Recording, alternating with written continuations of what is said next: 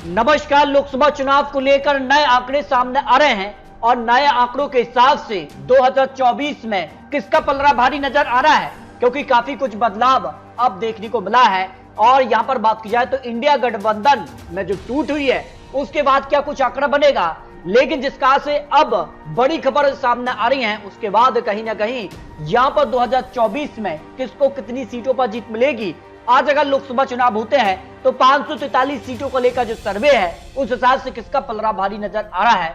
लेकिन लोकसभा चुनाव को लेकर बात की जा रही है कि ये दुनिया का सबसे बड़ा चुनाव होने जा रहा है और इसमें भारत में करीब 96 करोड़ 88 लाख वोटर्स है, जो कि विश्व में सबसे ज्यादा वोटर्स है एक देश के अंदर है। तो दुनिया का सबसे अधिक वोटर्स वाला भारत देश है और इसे एक बड़ा यहाँ पर चुनाव माना जा रहा है। तो इस बार 400 पार का नारा दिया जा रहा है। लेकिन बात की जाए तो सर्वे में सी वोटर के आंकड़े हैं जो कि 15 दिसंबर 2023 से 28 जनवरी 2024 के बीच का सर्वे है। सैंपल साइज में करीब 1,49,000 से ज्यादा लोगों की राय ली गई है और सभी 543 सीटों का जो सर्वे है वो काफी चौंकाने वाला सामने आ रहा है, क्योंकि काफी कुछ बदलाव हुआ है। नीतीश कुमार अब एनडीए में आ चुके हैं, जबकि पश्चिम बंगाल में अब ममता बनर्जी अपने दम पर चुनाव लड़ेंगी, आम आदमी पार्टी अपने दम पर चुनाव लड़ेगा। उस हिसाब से यहां पर क्या कांग्रेस कमबैक कर पाएगी, आखिर कितनी सीटें, क्योंकि 400 प्लस का नारा दिया जा रहा है। लेकिन बात की जाए तो नीतीश कुमार को लेकर जो बड़ा सवाल है कि नीतीश कुमार की जो पलटी है उससे एनडीए को 400 सीटें जो है मिलेंगी या नहीं। हाँ कहने वाले 37%, लेकिन नहीं के तौर पर जवाब देते हैं।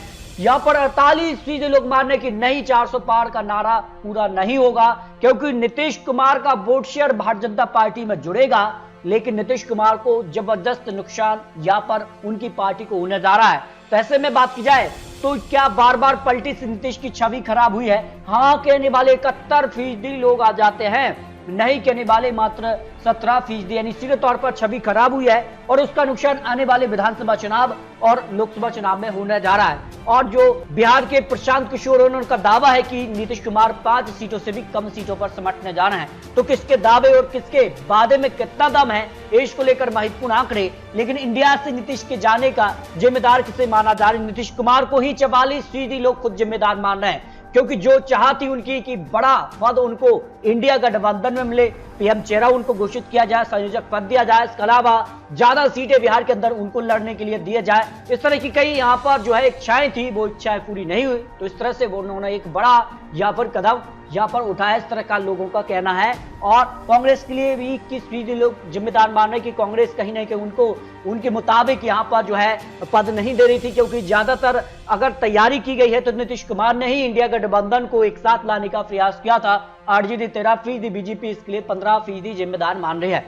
क्या पूरे देश में जातीय जो जनगणना है वो होनी चाहिए जो नीतीश कुमार ने बिहार के अंदर की है? और कहीं ना कहीं अन्य राज्यों पर भी इसका असर देखने को मिल रहा है। अन्य राज्य के जो युवा हैं या फिर जो जाति है वो मांग करें कि यहाँ पर इस तरह की जाति जो जनगणना है वो होनी चाहिए। हाँ कहने वाले 59% लोग इसके पक्ष में नजर आ रहे हैं। तो पूरे देश में क्या जातीय जनगणना होने जा रही है, इसका कितना फायदा मिलने जा रहा है? नहीं कहने वाले 28% लोग आते हैं। यानी सीधे तौर पर जो इंडिया गठबंधन की महत्वपूर्ण मांग है कि जातीय जनगणना होनी चाहिए, इसको लेकर महत्वपूर्ण है।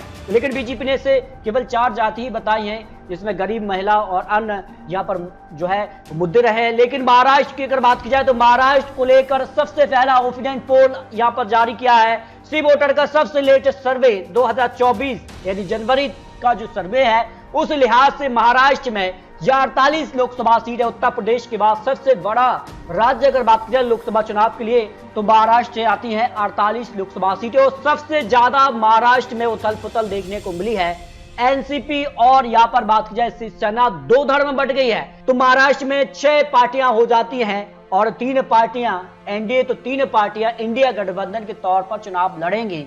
लेकिन अगर बात की जाए तो असली शिवसेना यहाँ पर शिंदे गुट को माना है और असली एनसीपी यहाँ पर जो है अजीत गुट को माना है, जो बड़ी खबर सामने आ रही है। तो बीजेपी को 22 सीटें मिल सकती हैं अगर लोकसभा चुनाव हो जाते हैं। कांग्रेस को 12 सीटें, फायदा कांग्रेस को महाराष्ट्र के अंदर मिल सकता है, क्योंकि एनसीपी और शिवसेना जो टूटी है उसके बाद कहीं ना कहीं जो शिवसेना एनसीपी के वोटर्स है वो सीधे तौर से कांग्रेस के साथ जुड़ सकते हैं। खबरें तो ये भी है कि एनसीपी का विलय कांग्रेस में हो सकता है, जो बड़ी खबर अंदरूनी तौर पर सामने आ रही है।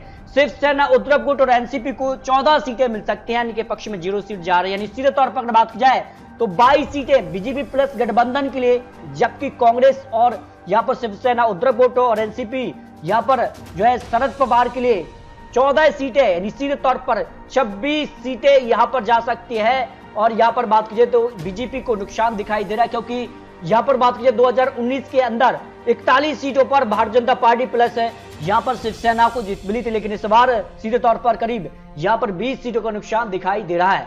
जबकि अगर बात की जाए बिहार को लेकर तो बिहार में 40 लोकसभा सीटें आ जाती हैं और बिहार में अब नीतीश कुमार की वापसी बीजेपी के साथ हो चुकी है और ऐसे में बीजेपी को यहां पर सीधे तौर पर 32 सीटें, यानी सीधे तौर पर फायदा दिखाई दे रहा है।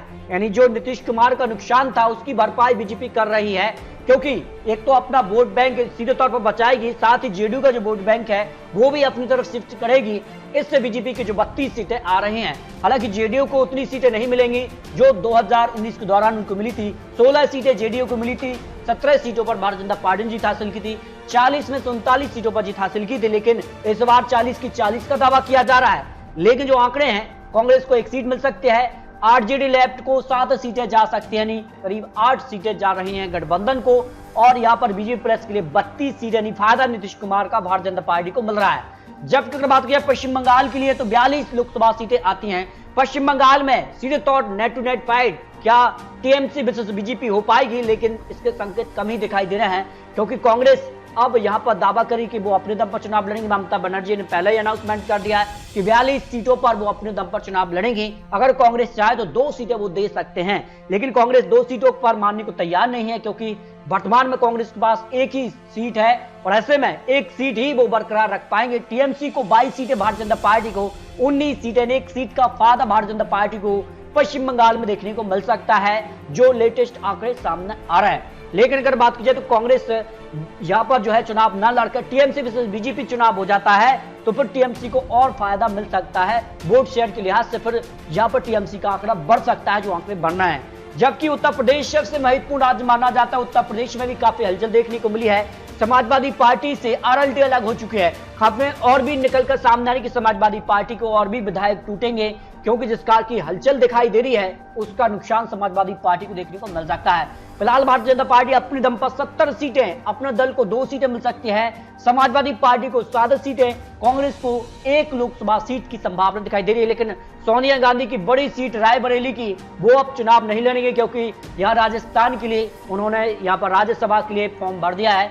ऐसे में बात की जा रही है कि यहाँ से कौन चुनाव लड़ेगा। अमेठी से राहुल गांधी क्या चुनावी मैदान में होंगी, वायनाड से लड़ने का भी ऐलान करे, तो कांग्रेस के लिए यहाँ पर जो है राह आसान नहीं है उत्तर प्रदेश के लिए। लेकिन समाजवादी पार्टी यहाँ पर जिस कार से टूट हो रही है उसका कितना नुकसान आने वाले वक्त में हो सकता है।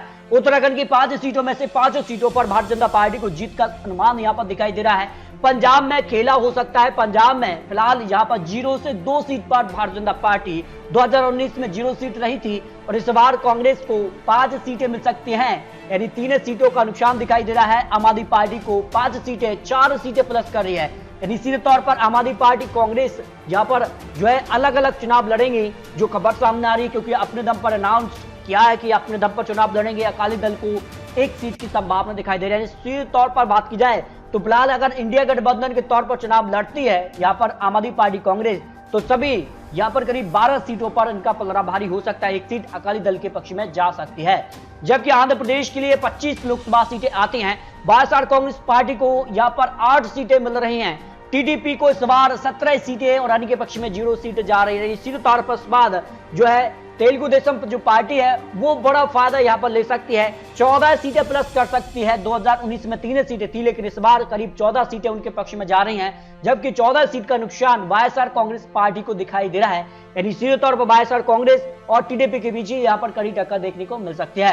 तेलंगाना की 17 लोकसभा सीट की बात की जाए तो जो 2024 का ओपिनियन पोल है उस हिसाब से यहाँ पर कांग्रेस को करीब 10 लोकसभा सीटें मिल रही हैं और यहाँ पर भारतीय जनता पार्टी को 3 सीटें, यहाँ पर टीआरएस के पक्ष में 3 सीटें, एआईएम पार्टी को 1 सीट का अनुमान दिखाई दे रहा है। निश्चित तौर पर बात की जाए कांग्रेस को जबरदस्त फायदा तेलंगाना में या लोकसभा चुनाव में मिल सकता है, क्योंकि विधानसभा चुनाव में एक तरफा सरकार यहाँ पर कांग्रेस ने बढ़ाई, उसका फायदा लोकसभा चुनाव में उनको मिलता नजर आ रहा है। जबकि केरल की अगर बात की जाए तो केरल से 20 लोकसभा सीटें आती हैं और भारतीय जनता पार्टी यहाँ पर 0 सीट आ रही है। कांग्रेस पार्टी को 18 सीटें लेफ्ट को 2 सीटें जा रही हैं। लेफ्ट यहां कांग्रेस से मिलकर 7 चुनाव लड़ी है, तो सीधे तौर पर इंडिया गठबंधन को 20 की 20 सीट पर जीत की संभावना यहां पर ओपिनियन पोल के हिसाब से लगाई जा रही है। तमिलनाडु की अगर बात की जाए तो 39 लोकसभा सीटें तमिलनाडु से भी आ जाती हैं, और ऐसे में अगर बात की जाए तो भारतीय जनता पार्टी को यहां पर भी 0 सीटें जा रही है, जबकि कांग्रेस पार्टी को 8 लोकसभा सीटें मिल सकती हैं, डीएमके को 31 लोकसभा सीटें मिल सकती हैं, और भारतीय जनता पार्टी का जो गठबंधन था एआईडीएमके के साथ वो टूट चुका है, और ऐसे में एआईडीएमके के कई बड़े दिग्गज नेता भारतीय जनता पार्टी में आ चुके हैं। तो सीधे तौर पर दोनों ही पार्टी को नुकसान दिखाई दे रहा है। इसका फायदा तमिलनाडु में कांग्रेस और डीएमके का जो गठबंधन है उसको यहां पर मिल रहा है, सभी सीटों पर उनको जीत की संभावना दिखाई दे रही है। इस तरह से असम की अगर बात की जाए तो असम से 14 लोकसभा सीटें आती हैं, भारतीय जनता पार्टी को यहां पर जबरदस्त फायदा मिल रहा है। असम से 12 लोकसभा सीटों पर जीत मिल रही है, जबकि 2 सीटों पर कांग्रेस को जीत की संभावना है। निश्चित तौर पर यहां पर भारतीय जनता पार्टी का बड़ी जीत मिल रही है। झारखंड से अगर बात की जाए तो 14 लोकसभा सीटें आ जाती हैं, और यहां पर जेएमएम को 2 सीटें मिल रही हैं, जबकि 1 सीट आने के पक्ष में जा रही है। कांग्रेस को यहां 0 सीट मिल रही है। भारतीय जनता पार्टी एकतरफा 11 सीटों पर जीत हासिल कर रही है। इंडिया गठबंधन को 3 सीटें, जबकि भारतीय जनता पार्टी को यहां पर 11 लोकसभा सीटों का अनुमान जो है सी वोटर के आंकड़ों के हिसाब से लगाया जा रहा है। हिमाचल प्रदेश की 4 सीटों पर भारतीय जनता पार्टी पर जीत का यहां पर जो परचम लहरा सकती है, लेकिन माना जा रहा है कि 1 सीट कांग्रेस के पक्ष में भी जा सकती है हिमाचल प्रदेश को लेकर जो आंकड़ा है, क्योंकि हिमाचल प्रदेश में कांग्रेस की सरकार, उसका फायदा उनको 1 लोकसभा सीट मिल सकती है। हरियाणा की 10 लोकसभा सीटों में से इस बार भारतीय जनता पार्टी को नुकसान दिखाई दे रहा है। कहीं न कहीं जो किसान आंदोलन का बड़ा मुद्दा रहा है उसका नुकसान दिखाई दे सकता है। 7 सीटों पर Bharatiya Janata party, JJP party 1 seat पर चुनाव लड़ सकती है, और यहां पर माना जा रहा है कि यहां विधानसभा चुनाव में गठबंधन है जेजेपी पार्टी और बीजेपी का, लेकिन लोकसभा चुनाव में ये गठबंधन अलग अलग होकर चुनाव लड़ सकते हैं। वही कांग्रेस पार्टी को 2 लोकसभा सीटों पर जीत की संभावना यहां पर दिखाई दे रही है। अगर बात की जाए गुजरात की तो 26 सीटों पर ही भारतीय जनता पार्टी को एकतरफा जीत यहां पर मिलती नजर आ रही है, और जो जीत के लिए एक महत्वपूर्ण यहां पर प्रदेश माना जाता है। मध्य प्रदेश में भी 29 लोकसभा सीटें हैं। सर्वे के साथ 2 लोकसभा सीटों का नुकसान दिखाई दे रहा है। 2 सीटों पर कांग्रेस तो 27 सीटों पर भारतीय जनता पार्टी को जीत की संभावना दिखाई दे रही है, और आपको बताएंगे कि आखिर यहां पर 2 सीटें कौन सी हो सकती हैं, क्योंकि जिसका से छिंदवाड़ा की 7 विधानसभा सीटों पर कांग्रेस ने जीत हासिल की, तो माना जा रहा है कि छिंदवाड़ा सीट पर यहां पर कांग्रेस को जीत मिल सकती है। के अलावा 1 सीट और है जो कि कहीं ना कहीं महत्वपूर्ण है, क्योंकि कई ऐसी विधानसभा सीटें भी रही थी जहां पर सीधे तौर पर यहां पर कांग्रेस ने बढ़त बनाई थी। इस हिसाब से अगर बात करें छत्तीसगढ़ से 11 लोकसभा सीटें हैं, 10 सीटों पर भारतीय जनता पार्टी, जबकि कांग्रेस को 1 सीट पर जीत की संभावना दिखाई दे रही है। दिल्ली की 7 सीटों पर 7 पर यहां पर सीधे तौर पर भारतीय जनता पार्टी को ही जीत मिल रही है, क्योंकि आम आदमी पार्टी और कांग्रेस भी यहां पर सीटों को लेकर पैच फंसा हुआ है। आम आदमी पार्टी दावा करी कि 1 सीट कांग्रेस के लिए देंगे, जबकि कांग्रेस दावा करी कि आम आदमी पार्टी के लिए 1 सीट देंगे। तो इस हिसाब से यहां पर त्रिकोणीय टक्कर होगी, उसका फायदा भारतीय जनता पार्टी को 7 सीटों पर जीत का अनुमान दिखाई दे रहा है। इस तरह से राजस्थान की 25 सीटों पर भारतीय जनता पार्टी यहां पर जो है कमल खिलाती नजर आ रही है, जो सर्वे सी वोटर के लेटेस्ट आंकड़ों के हिसाब से लगाया जा रहा है। इसके अलावा उत्तर पूर्वी के 7 राज्य जो छोटे राज्य हैं, 11 सीटें यहां से आती हैं, जिन पर 8 सीटों पर भारतीय जनता पार्टी, 2 सीटों पर कांग्रेस और 1 सीट पर अन्य का पलड़ा भारी नजर आ रहा है। अब बात कर लेते हैं फाइनल आंकड़ा, जो लोकसभा चुनाव को लेकर आज अगर चुनाव हो जाते हैं तो इस तरह की तस्वीर लोकसभा चुनाव की बन सकती है। नारा दिया जा रहा है 400 पार, क्या उस आंकड़े तक पहुंच पाएगी? 39 सीधे vote share Bharatiya Janata party के लिए जा सकता है, लेकिन भारतीय जनता पार्टी की इस बार प्रयास है कि इसको 50% तक पहुंचाया जाए। आने के पक्ष में 41% वोट शेयर जा रहा है, कांग्रेस को 18% वोट शेयर।